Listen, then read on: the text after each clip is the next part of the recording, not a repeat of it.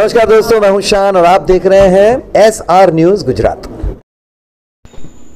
गुजरात में भूपेंद्र पटेल की सरकार में गृह मंत्री हर्ष संघवी द्वारा अहमदाबाद म्यूनसिपल कॉरपोरेशन के 50 से ज़्यादा बुलडोजर और करीब 1500 कर्मचारियों के साथ करीब 2000 पुलिसकर्मियों को लेकर जहां मेगा डेमोलिशन किया गया, उस चंडोला तालाब का किंग कहलाने वाला लल्ला बिहारी उर्फ महमूद पठान को अहमदाबाद क्राइम ब्रांच राजस्थान से गिरफ्तार कर ले आई।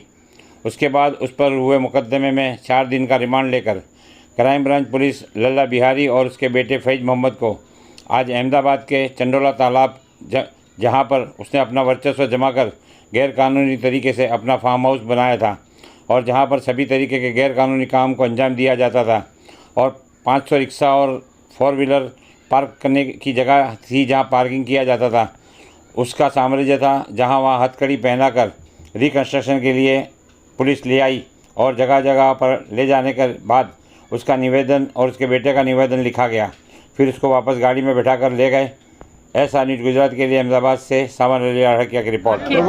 ધમધમતી હતી એટલે જે પ્રમાણે રાજસ્થાનની લલ્લા બિહારી ધરપકડ કરવામાં આવી તે બાદ હવે તેને જે રિમાન્ડ મળ્યા છે તે અંતર્ગત હાલમાં પૂછપરછ કરવામાં આવી છે એટલે આગામી રિમાન્ડ લલ્લા બિહારી રસ્તાઓ જે લલ્લા બિહારી છે તે બાંગ્લાદેશ અમદાવાદના ચંડોળા તળાવ વિસ્તારમાં ગેરકાયદેસર લલ્લા બિહારીની સાથે તેનો દીકરો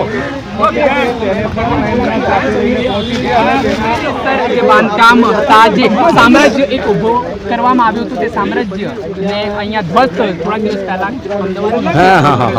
ત્યારબાદ એ જ પરિસ્થિતિ જે હાલ ચારે બાજુ કાટમાળ જોવા મળી રહી છે। અમદાવાદમાં 150થી વધારે બાંગ્લાદેશીઓ ધરપકડ કરવામાં આવી હોવાની વિગતો છે તે કહેવાતી હતી ને ત્યારબાદ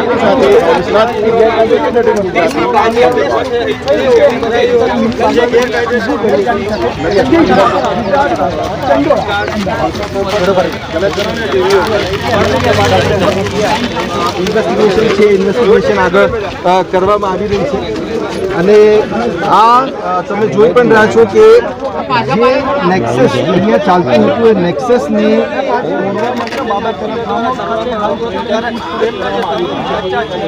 પરંતુ અહીંયા સરકાર સામે પણ અનેક પ્રકારના સવાલો છે।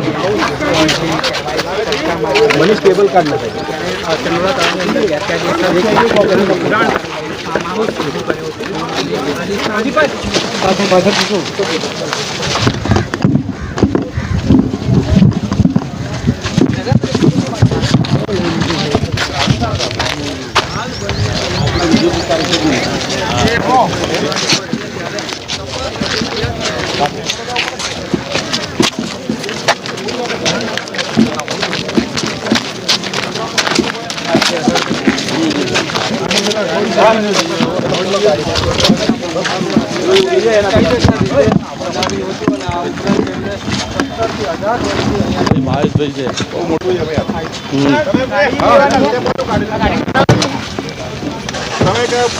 મારું નામ વિશાલભાઈ નહીં દલિતો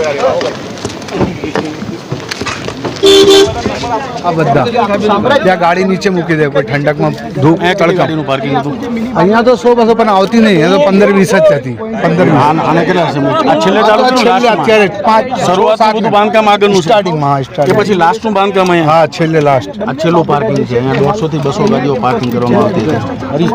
20 જ આવી હતી, અત્યારે આવતી નહીં 20 ગાડી નીચે નહીં આવે, મારે માથું આવે તપાઈ લઈને આવવામાં આવ્યા છે કે અને આ જે જગ્યા અત્યારે હાલમાં જ્યાં લલ્લા બિહારી ઊભો છે ત્યાં તે તમામ વાહનો પાર્ક કરાવતો હતા અને એ વાહનોના પૈસા પણ વસૂલવામાં આવતા હતા લલ્લા બિહારી દ્વારા અને તેના પુત્ર દ્વારા।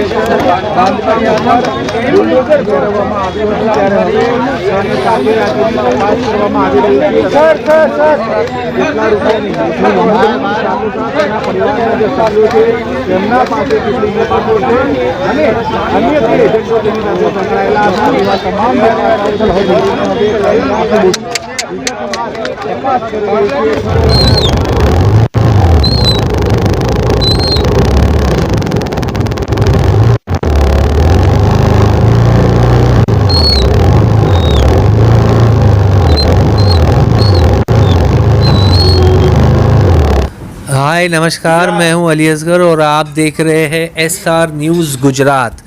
Please like, subscribe and share करो।